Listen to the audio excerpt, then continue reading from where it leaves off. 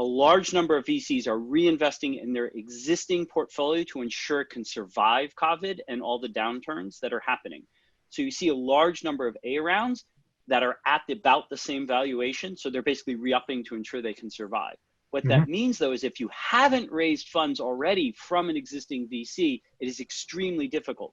I have met numerous people in the space, brilliant, with, allow me to say, and capacity to commercialize their ideas. So it's up to us as investors to become trustful partners, build a relationship, and really forge, you know, a partnership that will nurture growth.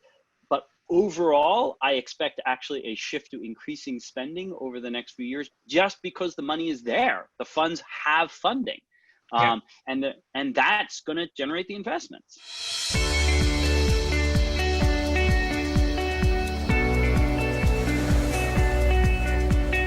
Thank you very much for joining us tonight. So we have an amazing event on energy trends and industry trends in the energy sector. The first part of the event is the panel discussion, and the second part of the event is the pitching session. So the first part will last for 1 hour, and first I will introduce myself, and then the discussion will start. So let me share the screen. So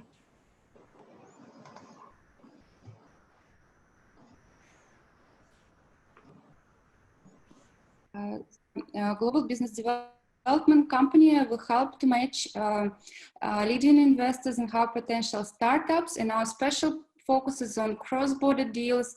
I mean, where investors in the US, startups in Europe, or startups in US, investors in Europe, or whatever. We like such cases, and we like to have a good network and to bring people together. I personally studied in Columbia, in London Business School on the both sides of the ocean. So I love to be connecting the world, I would say. And that's why we have investors from Europe and from the US to exchange and share their views. We also do this event with the support of Gold Ventures Investments. It's our partner. They help us with selections of startups. I will talk about it a bit later. So how do we help startups? We do warm introductions for them to VCs. We help them to do the strategy, the business development strategy, I would say investment relations strategy, like which funds are more suitable for them and how to approach them, how to start communication, how to sell yourself and things like that. Also, I have about 10 years of experience in private equity. I closed the deals for the total amount of more than $500 million. So I also will help startups to structure the deal and to, I would say, negotiate your term sheet. And despite you need to have a local lawyer, still the principles are the same. So we can help with term sheet negotiations. Our partner Gold Ventures Investment, they help us also to get grants from Europe, from European public institutions to help investors to make their investments more profitable. And they also help startups to find new clients and to gain new markets.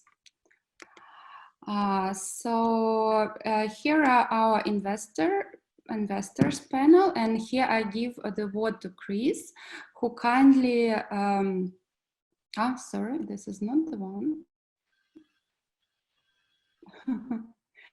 I'm sorry. We have this is the one. Just one moment, I need to share the other one.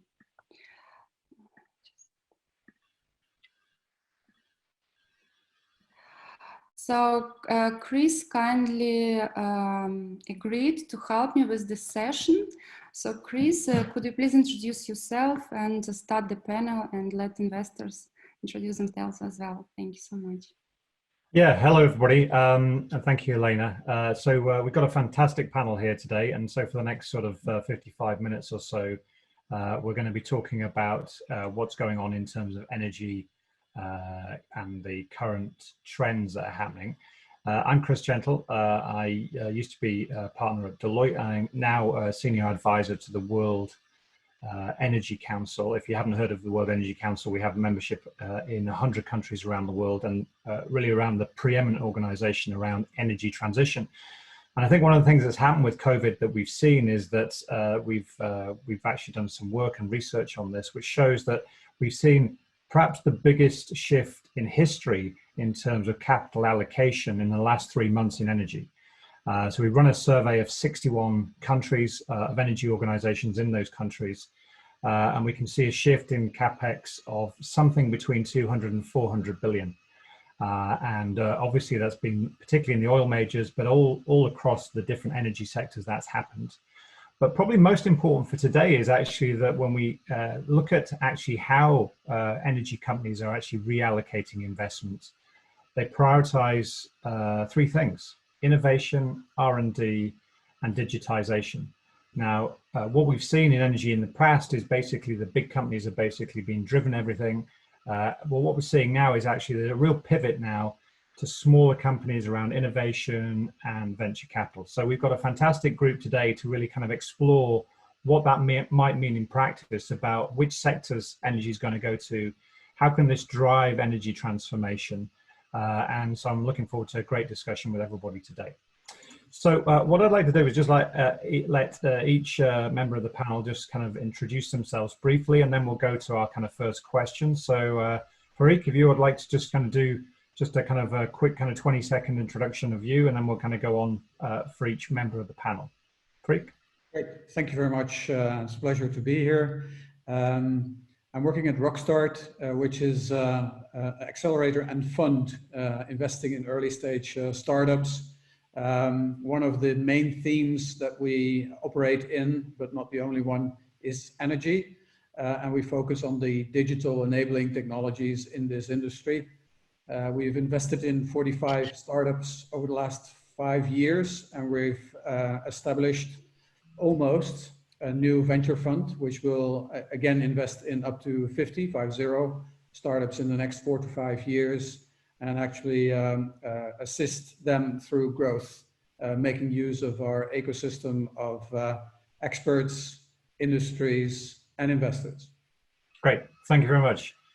So I'll just go with what's on the screen. So Konstantinos, could you just kind of do a quick introduction for 20-30 seconds, please? Yes, hello, Konstantinos Maramenos, and thank you very much for the invitation to be a participant in this panel. I'm working for Brookstreet Equity Partners. We are a London-based growth capital fund investing in asymmetric markets with special emphasis in Southern Eastern Europe and especially Greece. We are focusing on companies in the tech, Industry 4.0 and energy sectors, and have made 3 investments so far in the country. And one of the companies that we have invested, Nanofos, is particularly engaged in the photovoltaic sectors, and I'm looking forward to speak more about it in the future. Looking forward to a fruitful discussion. Great, thank you. Fernando? Do we have Fernando? Ernst? Yes, I'm here. I wasn't muted. You are, sorry. I'm sorry. Okay. So, thanks a lot for the invitation. Great to be here today. So my name is Fernando Sandoval. I am responsible of the Enel Innovation Hub Europe, as we call it. Enel Innovation Hub Europe is the branch of Enel for doing the developing of the relationship with European ecosystems and the scouting of the best European startups able to work with Enel. Enel is a multinational Italian utility. We are one of the largest in Europe, and we are leading the energy transition globally. We do not invest in startups, and this is something I want to make clear from now, and Elena already knew it. So our approach is completely different. It's what is called a corporate venture client. What we want to develop is win-win relationships with the startups. We want them at the end to become suppliers of the group by working with us. Great, thank you. Ernst? Hi, my name is Ernst Sack, a partner with Blue Bear Capital. We're a venture capital firm here in the US on the West Coast and in Houston. focused on digital technologies across the energy, infrastructure, and climate industries. And we really focus on the earliest revenue stages, typically late seed or Series A, and try to accelerate growth through our strong network of private equity firms and energy operators that want to use digital technologies in their assets. Yeah, delighted you could join us. Marc from Centrica. Hi, everyone. Hi. Yeah, this is Marc Sabas. I work for Centrica Ventures, which is a corporate venture capital arm of Centrica. Some of you might know it as British Gas, and in the US it's called Direct Energy. So let's say a US-UK power supplier. And Centrica Ventures focused on investments, minority investments in energy-related companies. Usually we invest in more or less Series A, sometimes in Series B. We've been running for about almost 3 years now. We've made 12 investments across US, Europe, and Israel, where we have teammates. And our main areas of investment is home energy management, e-mobility, and a little bit of Industry 4.0. Great, thank you very much. Matthias?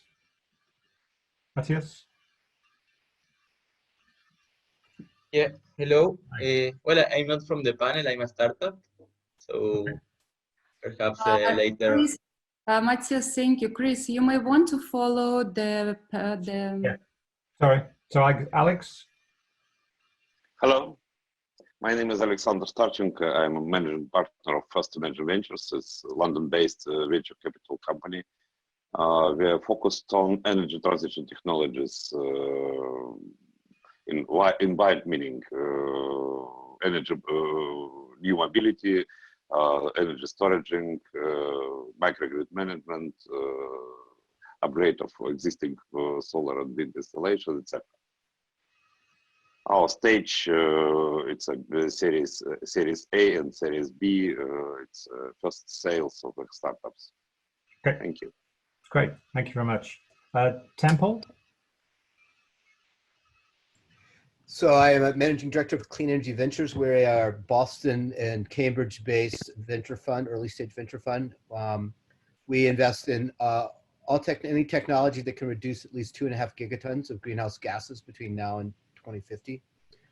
So a very specific mandate, but makes us agnostic to the types of investments we make. So we invest in advanced materials, electronics, hardware, software, innovative business models. We've been investing, we formed in 2008. We initially formed as a private investor syndicate where we were investing our own capital, and then we ended up raising a fund in 2017. Mm-hmm. Great. Last but not least, Tomas? Hey folks, so my name is Tomas Kemtys. I'm a partner at Contrarian Ventures. We are an early stage energy tech and e-mobility focused VC fund. We invest all over Europe and Israel.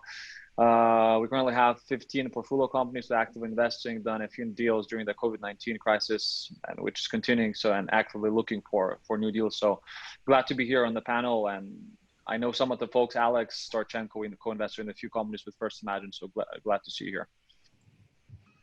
Great, thank you very much indeed. So I opened up by talking about basically the pivotal shift that we've had, maybe the most historical shift in terms of reallocation of capital. The purpose of what we want to do here is really look about what that means in real kind of in terms of investment trends. And I just wondered if I could maybe open up with the first question and actually kind of saying, how are you seeing this happen on the ground? And I don't know whether or not we've got anybody who would like to answer that first in terms of actually seeing that pivotal shift and where capital is going. Maybe Fernando, you could talk from basically being in a big energy company in terms of Enel, as your CEO has talked about some of these big shifts and about what you're doing as a group. Could you just talk very briefly about that in terms of your kind of view about this kind of pivotal shift in capital and its reallocation in order to address energy transition and climate change?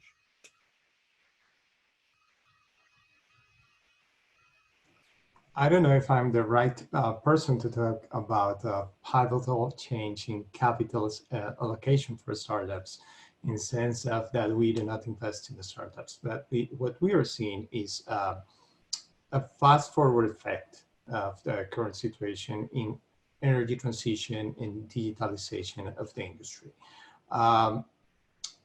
It seems like there is a common understanding, and there is kind of a, we have become more conscious of the necessity of really thriving towards climate change initiatives and decarbonization and so on. So we really need to push forward in these, and seems now that we are now working harder into this purpose. So this means taking into account sustainability, taking into account climate change, taking into account energy transition and decarbonization. And in order to be able to do this, digitalization is a must as well. So these are the kind of things we're working on as a group. Yes, not talking about the startups, but talking about the strategy. There are two major forces that are driving us. One is energy transition in terms, and decarbonization in terms of production of energy. We are growing at a rate of about 4 gigawatts per year in terms of new renewable energy. We already have an installed capacity of 46 gigawatts of renewable installed capacity around the world. That is kind of half of the installed capacity that we have. Mm-hmm. And this means bringing lots of technology, lots of digitalization into the construction of these new plants. We cannot use the same methods we were using before to build what we mostly do, that is wind and solar photovoltaic. We need new methods. We are building solar photovoltaic plants of a few hectares of dimension. So it means new methods, it means new ways to control the construction plants. It means new ways of working together to be able to do that. That in terms of energy transition and decarbonization, what comes to production. And then we have decarbonization in terms of the uses of electricity. And that's the other main I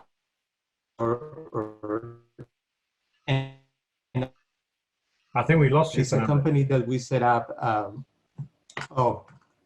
Maybe a problem with the communication. Do you hear me now? I'll just move to one of the other guests just while it gets better. Rob, you give me a chance to just introduce yourself.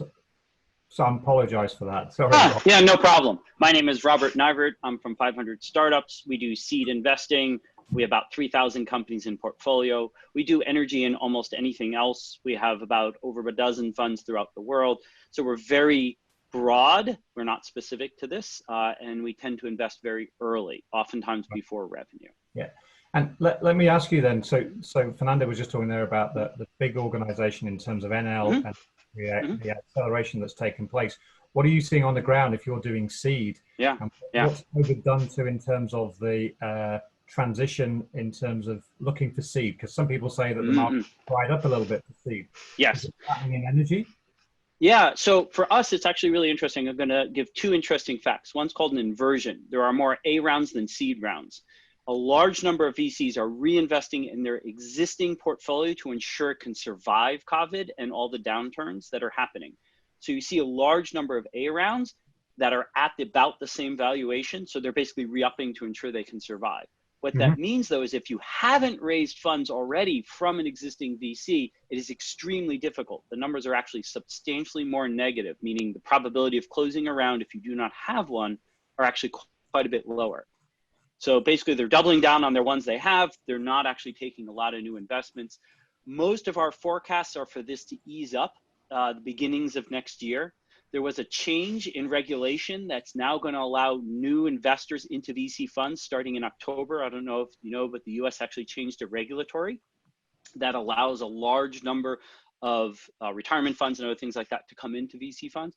We expect that to take about 3 to 4 months before that kicks in. You'll see a large number of funds starting in January, but in the short term, it's actually quite difficult if you haven't already raised funds. Okay, great.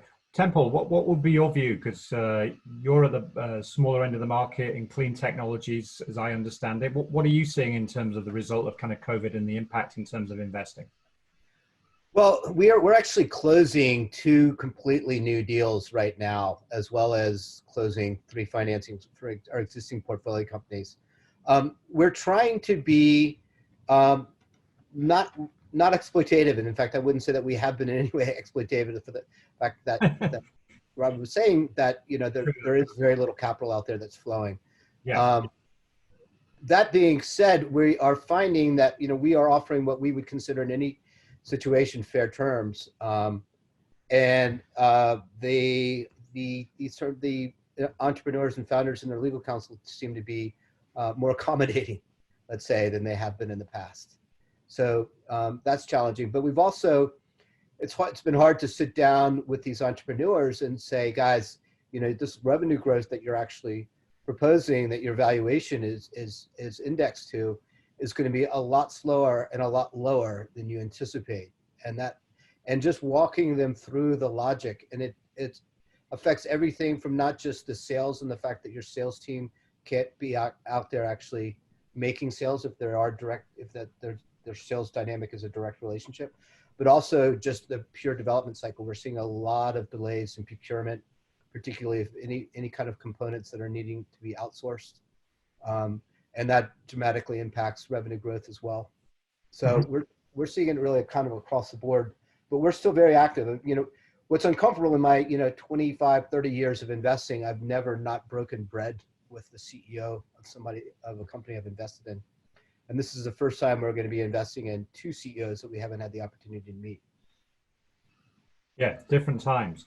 Ernst, you're in the US as well. Give us your best story about what's happened in terms of COVID and what it's meant in terms of investing, in terms of a particular example, if you can, not necessarily mentioning names, but actually about how you've made deals happen. Sure, and I agree very much with Temple. We're seeing, for a whole different set of reasons, which is another another panel maybe, there was this big swell of clean tech 2.0 or climate tech funds being raised at the end of 2019, very beginning of 2020. So there are a dozen or more well-capitalized energy specific early stage investors, and a lot of generalists are now seeing so much climate change in the headlines that they're realizing that 2006-7's failures do not doom the industry forever. So the capital is there. The challenge is that startups are struggling to meet those metrics that investors look for. As Temple was saying, if COVID is shutting down your conferences and your customer meetings and the procurement processes of your target partners, it's harder to meet those ARR metrics or win those customer logos that catalyze the fundraise round. So if businesses have had momentum going into COVID and are able to show some continuity, and that's been much easier in wind and solar than in oil and gas, if we're talking energy, that has been an advantage. And then in terms of closing deals digitally and remotely, I think many of us are in the same boat. We closed 2 new investments during peak COVID in March and early April. Those were both relationships that we had before the lockdown set in, but we're also very seriously advancing a number of deals that would be entirely digital. In that case, it's important that the founders have experience in the industry, which means they should have a network where we can reference them personally. Yeah, great, thank you. Thank you. Let's hop back into Europe, and Kostas, maybe you could kind of give us a picture about what you're seeing. We've heard a couple of examples there about deals being done completely on a digital basis, where not necessarily kind of meeting people and putting things together. What are you seeing from a European perspective? Yeah, things are not much different in Europe. Again, as Brooke said, we're close to close a deal related to an energy company. The only thing that I want to underline here regarding energy startups is, because we're speaking of really smart people which have come along with ideas that are brilliant, and because energy is the future, they think very high of their valuation of their companies. So it's very hard to sit down, as Temple said, and really agree on specific term sheet that is realistic and can be put forward. I have met numerous people in the space, brilliant, with, allow me to say, and capacity to commercialize their ideas. So it's up to us as investors to become trustful partners, build a relationship, and really forge, a partnership that will nurture growth. In every area. And for example, in the last webinar, Elena was hosting people that were speaking about artificial intelligence. In the previous one, about software, whatever.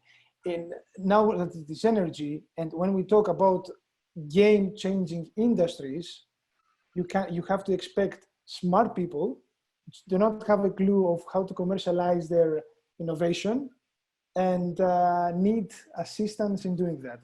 And we are putting a lot of effort, rolling up our sleeves to do so. But we are optimistic that out there, brilliant ideas are ready to be invested. Yeah, great, thank you.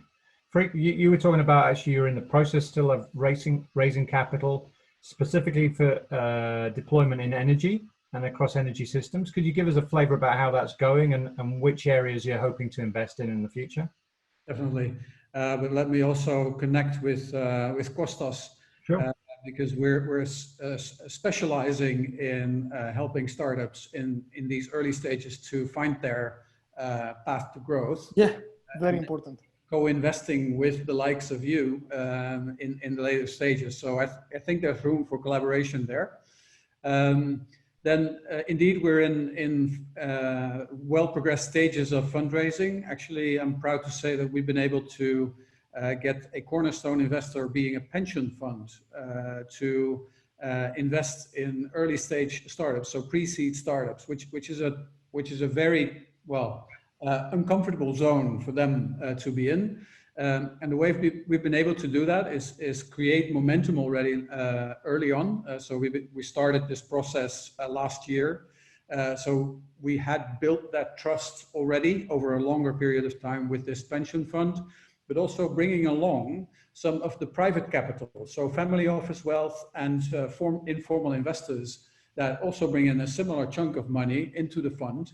And grouping that money in quite a unique setup of very structured pension fund money, which is eager to invest in the early stages as to get access to later stage investments. So it's starting a train of investment along a path and bringing that together with the entrepreneurial spirited VCs and private wealth parties that do see that the energy system is changing. And there's an opportunity for them to jump in now to become part of the new reality of a energy transition. So just a question on that. So you managed to sustain that interest, the initial interest from institutional investors, pension funds, through COVID in order to kind of seal that and bring that money in for a pre-seed type investments, yeah? Yes, but obviously in general, it's what was been described. Many investors have just been, scratching their heads and taking care of the existing portfolios and very reluctant to go into something new. So everything which has been happening over the last couple of months with us, also our portfolio companies, already was started way before that. And we see hardly any new movement yet. It's now emerging slowly, but it's been very dead in water for a while. Yeah, thank you. Maybe I could go to Marc, actually, if you wouldn't mind, actually obviously representing Centrica and one of the big organizations in this, and your role in terms of innovation and scouting, as I understand it.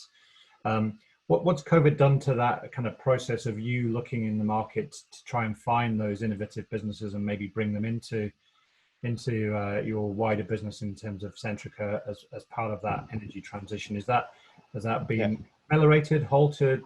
Tell us a little bit about what's been going on with Centrica. Sure. So being an energy supplier, what COVID had impacted basically was a huge drop in demand. About 20 to 25% of the demand coming from commercial and industrial clients. So you have less revenues, and then you also have an increase in net debt. In bad debt from customers simply stopping to pay, and obviously you need to continue supplying them energy and gas as it's an ethical and legal requirement. So so the fact that you have a corporate that starts shaking on top of you creates a lot of noise or a lot of as Freerk was saying, a lot of uncertainty about what they can be focusing on now. So we've seen a transition of the corporation very focused on the short term trying to understand what it all means for the future of the company, of our clients, of our footprint, and then having, let's say, I would say less attention span for innovation. But at the same time, as we're coming out of at least the first wave of COVID, we then see the corporate understanding the value that innovation has once you're able to kind of like feel like you're not drowning, and then be able to look ahead, being able to look 4 or 5 years in the road. So I think from them, it's been most about, there are two things that they really care about in growth, and we are the channel to market. And one of them is e-mobility, and the other one is home energy management. So we're trying to help present companies in this particular space, which the corporate has already at least accelerated the acceptance that this is something they need to be doing, and that's a positive effect for us. Yeah. But if I was just to summarize maybe what you were just saying there, I mean that effectively there's a kind of a COVID has been the initial kind of respond to the situation, which is kind of obviously a major crisis. And there's a second phase which seems to be coming now, which is about the rebuild, which is basically what are the new opportunities, where do we need to be? And at the moment you're in the transition to that situation. Is that a fair reflection of where? Yeah, what you're I think you've put it more eloquently than me. Yes, it is. It is that. Yeah, thank you. Alexander, what would you like to add about in terms of how quickly this kind of we're switching from this respond to, let's say, this kind of, we use this phrase build back better, has become very kind of much used, but what do you think, Alexander, in terms of actually how quickly that transition's happening now, and maybe unplugging the capital to let it flow into new opportunities? I think you're still on mute, Alexander. Oh, sorry. Thank you. We are focused on energy transition startups, and from my point of view, pretty all of our portfolio companies feel better than before crisis, because they predict a lot of new clients, and already signed a lot of new clients for energy transition technologies such as IT for energy, for example. Also, a few of our companies received, for example, future fund money, governmental support. But it's no key key factors for surviving and for future development. From our point of view, crisis have an impact for efficiency of the startups much better than it was before. Mostly companies who have a big part of products in software have significant benefits from remote work and from lockdowns also.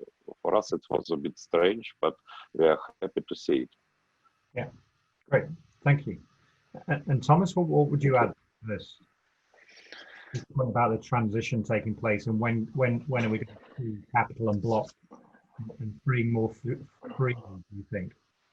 Yeah, for sure. So a lot of interesting things have been mentioned. So first thing I want to say is I think it's a great time for climate change, energy tech, e-mobility focused startups, companies, and funds. I think everyone's seen Amazon's new climate change focused fund, $2 billion, released a couple of days ago. I think Chris Sacca, one of the legendary VC investors, just launched lower carbon capital next to the lower case capital, a super successful fund. And there's been a new fundraise, I think last week in Europe, a fund called Pale Blue Dot, raised about 60 to 100 million, totally climate change focused fund. So it's a resurgence. Someone mentioned from the panelists, Clean Tech 1.0, that just destroyed a lot of money, was investing in very high capex, very time intensive startups. Nothing worked out. All the investors lost tons of money. Sort of everyone shied away from the space for a decade plus. I think we're seeing a second resurgence. I think there's many more startups focusing on software, so not so capex intensive, with lower sales cycles actually, and actually seeing some of the exits. We've seen Zonen last year. We've seen tons of exits in the mobility. We just was on a panel just 2 hours ago with BMW I Ventures folks. They had 2 exits in a month. One is Mapillary, which sold to Facebook, and also a huge 1 billion exit of Moovit, Israeli-based company, to Intel. So a lot of space there. We're very happy to be in this space. Very bullish on this space and excited about what Alex mentioned, that all the impact was positive and stuff. I am quite bearish on COVID. I think we're gonna see a lot of second and third degree effects. I think we haven't seen the worst. It's starting from the public markets, which are way overvalued, stupid in my opinion, and the worst is to come. And it's a lot of indications on that. When retail investors and Robinhood app go and make money, then you're in trouble. And from the other side, some of our companies did well. The ones operating in the last mile food space, in the delivery space, sure, it was great. I have to be honest, some of the companies lost some of the very important contracts. They've been delayed. Cities cut the budget, corporates cut the budget. So I think on the balance, it definitely impacted every single company, and the balance kind of balanced out to be okay for us. If I was a VC fund working on travel companies, tourism companies, retailers, I would be, it would be a shit show for me, but we quite like it to be in this space. So it's okay, but I think worst is to come, in my opinion. Okay. Yeah. Okay. Well, maybe we hope you're wrong, but I can see why you would think that.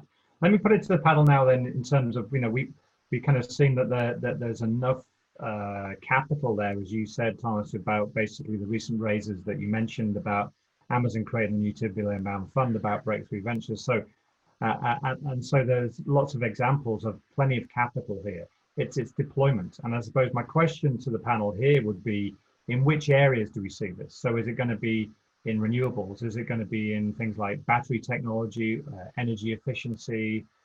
Is it going to be in other areas like kind of new nuclear?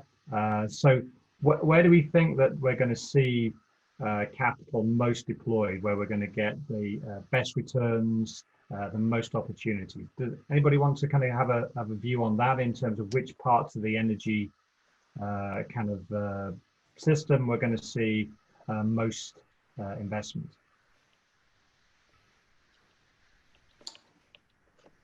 Fernando? I can very quickly, just a few thoughts. I think EV charging space together with electric vehicles is super hot.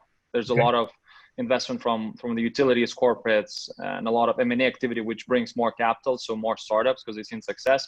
We're very focused on the mobility markets in general. I think, with the proliferation of electric bikes, e-scooters, new modes of transport, especially post-pandemic, and a lot of cities investing billions of dollars into new, bike lanes, and controlling that infrastructure is, going to require a lot of investment and success. And we've seen tons of exits like Mapillary or Moovit lately. So again, that's very hot topic for us. Right. So mobility and EVs are something that you think. And any other thoughts about which are going to be the hot sectors, about where capital is going to flow into? I will not talk in terms of where capital is going to be allocated, but where needs are coming from. So for sure, renewables is a must. For sure, electrification in terms of value-added products and services for end customers. And end customers means B2C, B2B, and B2G, in which governments, municipalities, cities play a major role. So anything that is related to this, plus the digitalization of all assets and all the operations, that's a must for the industry. So in a nutshell, these are the needs where this innovation needs to go. I'd like to add that the flexibility and the logistics of energy are changing rapidly. In my mind, the key area for looking for the right investments is in that domain, which is completely digitally enabled, of course, because it's totally information driven, but managing demand and supply and storage. And making our grids capable of dealing with that. Also an exchange between electricity systems and, well, molecule or thermal systems, that need to get connected and are working together more. That's where we see the most potential. Yeah, yeah. So the kind of interfaces between those different things, between the grid, batteries, and different things. Yeah. Okay. Yeah. What about in the US? Maybe Ernst, maybe you could give us a view about which of these sectors do you think are going to become hottest as we go through this transition? Sure, I echo a lot of the earlier comments. The most promising investment prospects are maybe in enterprise software where there are known playbooks and more capital light strategies. But we've also seen, we've also seen a return to the attraction of hard tech investing in recent months. So there's this new wave of, in particular, green hydrogen, seasonal storage, maybe next generation nuclear and geothermal. And that does require, in my personal view, larger funds and longer timelines. So things like the Amazon Fund, different EU pools of capital, Breakthrough Energy Ventures, and several others are, and private equity firms going down, I guess, upstream into earlier stage, are funding the kind of deals that since 2006 or 7, nobody was willing to touch with a pole. And hopefully that's because the fundamental science has improved and the cost curve has come down. So I think you see this bifurcation of software, classic Silicon Valley, SaaS cloud type investment, and then also a return to more science and materials based investment. Yeah, yeah. And do you see that being basically kind of like, the question is really not really the capital that's available, it's just kind of coming out of COVID, and then basically the risk appetite is there now that technology is much better, Ernst? That's a good question. I think it's probably more the latter. It's the coincidence of the cost curve and the technology arriving, while there's also this pent up frustration and desire to solve bigger problems, which is probably enhanced by COVID, just seeing the systems level problems that that we have as a society, and that big ideas and big programs might be needed to address them and start addressing them early. So whether those end up being good financial investments yet, I don't know, but it's great to see them going. Yeah, yeah, yeah. Good answer. Rob, what do you think that obviously the smaller scale? Yeah. What areas do you think are going to be focused on in terms of that energy system? So I definitely think I'm sort of only qualified to make a comment on a small part of that. We've been working a lot in mobility, and we're seeing a shift in a lot of it to people are now much more conscientious about contact and how they move and how they get from place to place. So from mass transit systems, support for, now we're down to sort of micro systems where a lot more bikes and scooters, because of the shift in people's attitude and how they choose to commute and how cities are making those changes. And some of the speakers actually just made reference to that. Several of the speakers before me made reference to that. As a society, COVID is causing us to make certain shifts towards spike, to more open outside eating. And what we're seeing now in mobility is that a shift to investment in things that facilitate this new reality, that you probably don't want to stand in a tightly packed bus with 70 other people. And it's might be like that for a long time. Yeah. So we're seeing a shift to this more of micromobility. Bikes are hard to buy. I don't mean to say anything, but bike stores in the San Francisco area, a lot of them are sold out. That's not something that's been common in the past.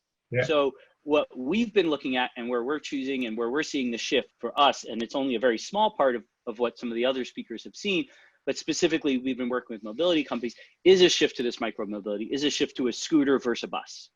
Yeah. Yeah, and I think there may be one thing that the funds have missed maybe is in the past around energy in particular, is that basically a change in behavior, like humanizing energy, if you want to call it that, is basically now actually kind of coming through and impacting on investment decisions. I mean, just as I agree.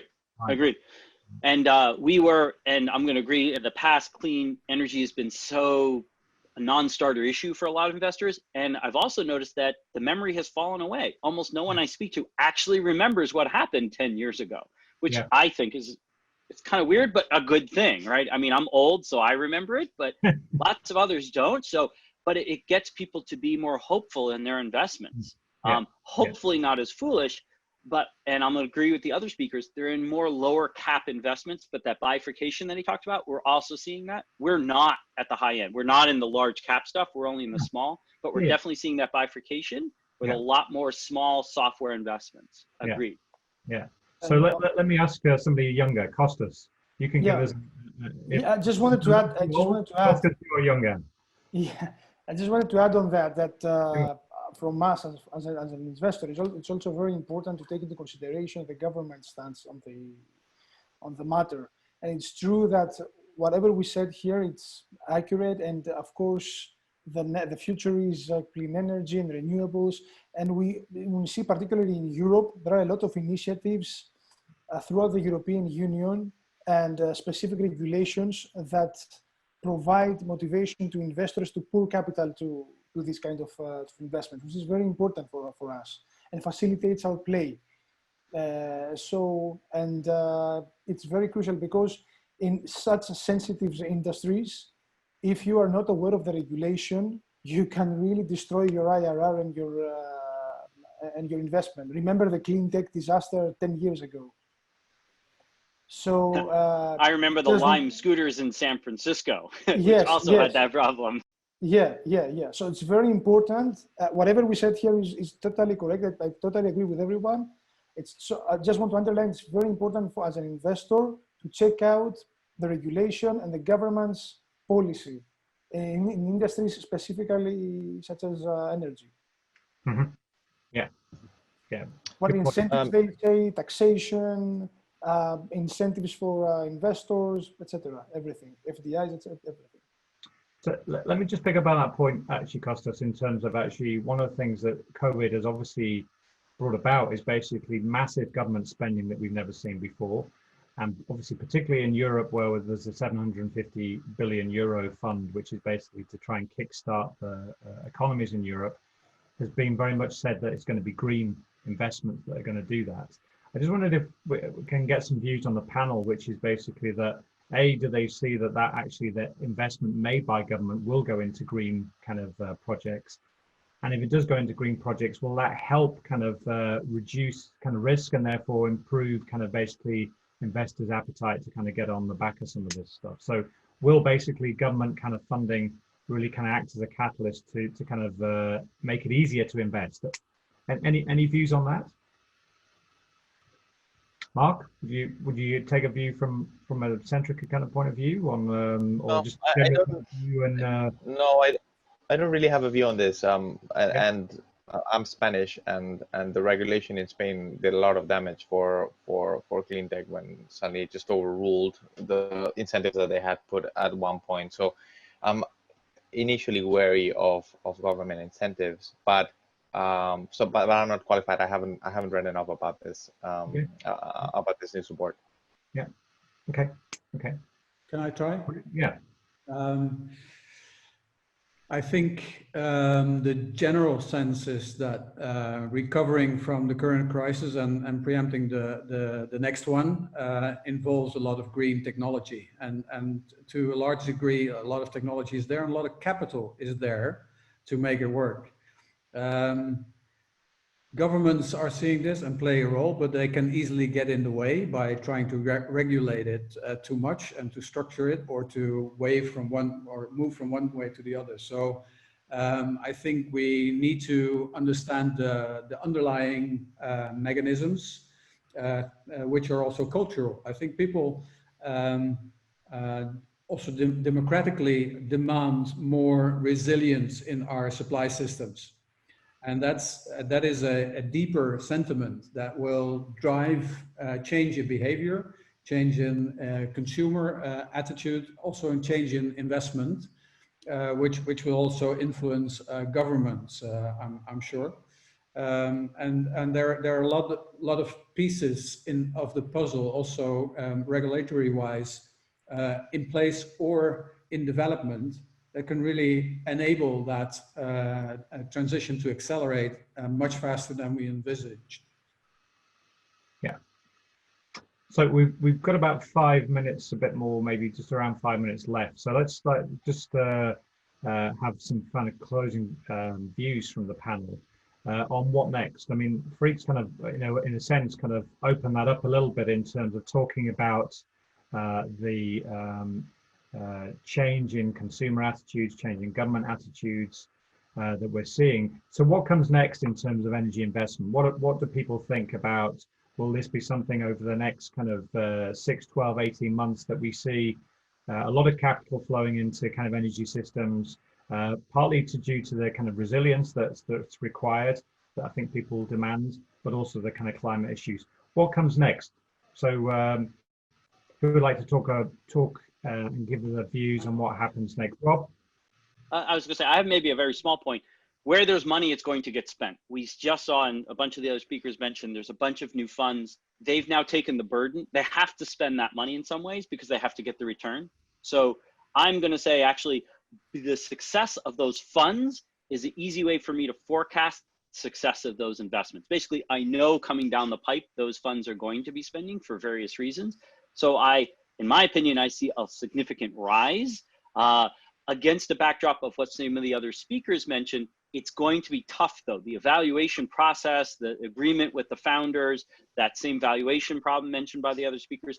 But overall, I expect actually a shift to increasing spending over the next few years, just because the money is there. The funds have funding, and that's going to generate the investments. Okay. Anybody take a different view for what Rob just said there? Basically, that the money is there and it will get spent. It might be tough, but I think that's his sentiment, is that the capital will get deployed. Tomas, what's your view? Yeah, I like to add a few things. So there's a big macro view. I think a few things to sort of look at is, in my opinion, Tesla. To look at what else they do, I think they just finally got approval for utility license in the UK. So it's not like they just revolutionized the electric cars and the batteries, but also will do a lot of other things, including virtual power plants and so on. So I think they are a very interesting thing to look at. I think, we should track how Nikola Motors goes on and helps with the, hydrogen fuel cell semi trucks, or it's just more of a sort of Ponzi scheme. Also, I think 8th of July, there's a big announcement from one of the European bodies, maybe European Commission, on hydrogen. So it's going to be a huge new strategy on hydrogen, with a lot of money being spent on that space over the next 10 years or so. So we are super bullish on this. We have one investment in Israel on the technology. So I think this is someone to track. Yeah, great. Just one addition, guys. I would like to use my right as a host. Can you please add 2 seconds in your speech, like one habit that you gained during COVID that you will use that you didn't have before? And second, what has changed in your investment process due to COVID, which you will also not change? For example, virtual data room, like really quick, if applicable. So one personal and one business thing, Helena. Yeah. Yeah. I'm happy with that. The habit I picked up is sleeping 8 hours a day, and to the extent possible, I'll try to keep that up. Okay, I'm jealous. Yeah. I guess I have a long commute, so it's helping. I don't have to commute. And the one thing maybe we picked up is about I think just COVID showed how many of the meetings and how many of our face-to-face sometimes communication is not as necessary, or it's not as critical for taking robust decisions, particularly in the investment. Sometimes video call will do, and documentation and reviewing documentation. The technology is there for it to do it effectively. So I look forward to keeping that up. Would you invest in a company you never met? Yeah. I wouldn't have a problem with that. Yeah. But I will, obviously, you just triple check. I mean, you check with companies' house, you check with clients, check with you. Anyways, due diligence will show any potential anomaly. I think mostly people in big cities have a very important habit for our subject. 21 days, people need to create a new habits. And now people have a habit to see a clear sky. In London, in Amsterdam, in Moscow, in Berlin, everywhere. And I believe it will have a big influence for policy in nearest future. I just gonna add, yeah, I love what Alex just said. Yeah, I think it's a huge thing. I think folks have seen the clear skies, and they loved it, and it's something that's gonna hopefully stay as a habit in their heads. Another thing, professional, I think we're gonna do as a fund. We didn't used to have so many sort of deal flow calls with other funds, which we're doing now very as we sit at home. We do it so often, and I think we're gonna try to keep that as a habit. Can I connect to that? We as Rockstart have decided to become a remote first company. So we're closing our office. We've experimented during COVID with all the interventions that we do with early stage startups and founders and investors. And we found ways to create engagement and learning effects with using online tools. So that's going to be a big shift. And my personal habit, which I took up, is reading books, like real books, back again and going offline rather than being online on the screen all the time. So that's something I want to keep up. Great. Kostas? Yeah, on the personal habit side, I would say I became more disciplined when it comes to discussions like that, because you can understand if everyone speaks on the same time as in real-time meetings, and when the connection is bad or you have laggings in audio, it can create a chaos. So we have learned, I think, to become more disciplined when participating in virtual meetings. And on the business side, we have learned to always be prepared for a disaster scenario and have a plan B in place, because as they say, hope is not a strategy. You have to really strive for the best, but have a plan B in place, ready to be activated in case things go bad.